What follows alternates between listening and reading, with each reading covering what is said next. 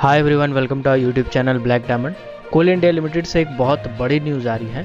कोल India limited में अब जब भी रिटायरमेंट किसी भी एम्प्लॉय को किया जाएगा तो रिटायरमेंट के 6 महीने से पहले कोल कर्मी को एक नोटिस भेजा जाएगा, ऐसा प्रोटोकॉल बनाया है।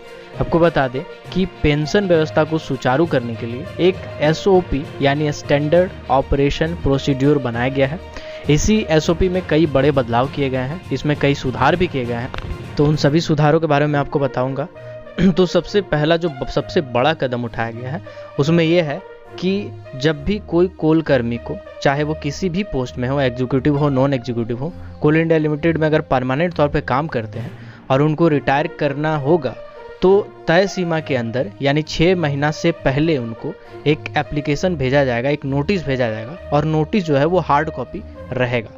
और हार्ड कॉपी जब भी नोटिस भेजा जाएगा और सभी हार्ड कॉपी भेजने से एक दिन पहले कम से कम सॉफ्ट कॉपी यानी ईमेल के जरिए एक नोटिस भेजा जाएगा या SMS के जरिए एक नोटिस भेजा जाएगा।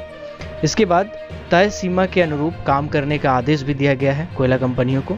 समय पर पेंशन तय नहीं होने के कारण जो कोल कर्मी हैं वो काफ़ी परेशान रहते हैं, तो इन चीज़ों को लेकर कंपनी ने यह तय किया है, डिसाइड किया है कि किसी भी कर्मी को सेवानिवृत्ति से 6 माह पहले रिटायरमेंट की सूचना दे देनी है। और ये जो काम है ये कार्मिक विभाग करेगा, और इसके साथ ही CMPF कार्यालय को भी एक सॉफ्ट कॉपी भेजना पड़ेगा।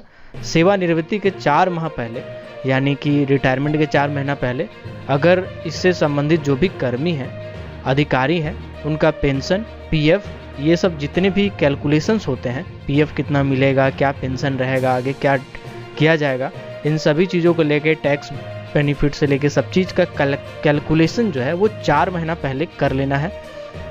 उसके बाद CMPF को अगर किसी प्रकार का जानकारी लेना होगा तो 2 महीने के अंदर उस कर्मी को बुला करके सारा पूछताछ कर लेना होगा।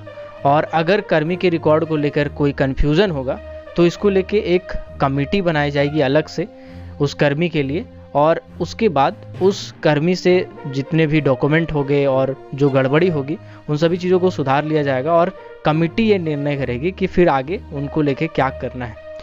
अगर कोई कर्मी पढ़ा लिखा नहीं होगा, क्योंकि जो कि अक्सर देखने को मिलता है, क्योंकि बहुत सारे जो ग्रुप D में काम करते हैं, कैटेगरी 1 में काम करते हैं, उनमें बहुत वर्कर्स ऐसे हैं, लेबर ऐसे हैं जिनको पढ़ने लिखने में दिक्कत होती है और वो फॉर्म भर नहीं पाते हैं, वो नोटिस को समझ नहीं पाते हैं। सॉफ्ट कॉपी भी अगर ईमेल आए तो ईमेल भी वो पढ़ नहीं पाते हैं, लेटर भी आए तो उनको समझ में नहीं आता है। कई बार CMPF के कई बार चक्कर लगाते हैं, लेकिन उनको डॉक्यूमेंट और प्रोसेस के बारे में कुछ पता नहीं होता है। तो ऐसे लोगों के लिए CMPF और जो भी कमेटी होगी, जो भी वो कंपनी ये जिम्मेदारी लेगी कि ऐसे कर्मी का जिम्मेदारी वो उठाए। इसके लिए कर्मी का फॉर्म भरने से लेकर के जो भी प्रोसेस होगा वो उनको अच्छे से समझा दिया जाएगा पहले ही, और उसके बाद उसी प्रोसेस के हिसाब से उनको काम किया जाएगा। अगर उनको कहीं भी असुविधा होती है तो इसके लिए जो हेल्प डेस्क है उससे वो संपर्क कर सकते हैं, ताकि आगे की जो उनकी कार्रवाई हो वो अच्छी तरीके से हो पाए। उसके बाद CMPF में पेंशन और PF फंड को लेके हार्ड कॉपी भेजने के एक दिन पहले सॉफ्ट कॉपी भेज देना है, ऐसा डिसाइड किया गया है। रिटायरमेंट वाले माह में 7वें दिन, रिटायरमेंट वाला जो महीना हो उसका 7वां दिन से पहले कंपनी CMPF को पूरी जानकारी दे देंगे। अगर CMPF से किसी प्रकार का पूछताछ हो तो 3 दिन के अंदर जवाब दे दिया जाएगा।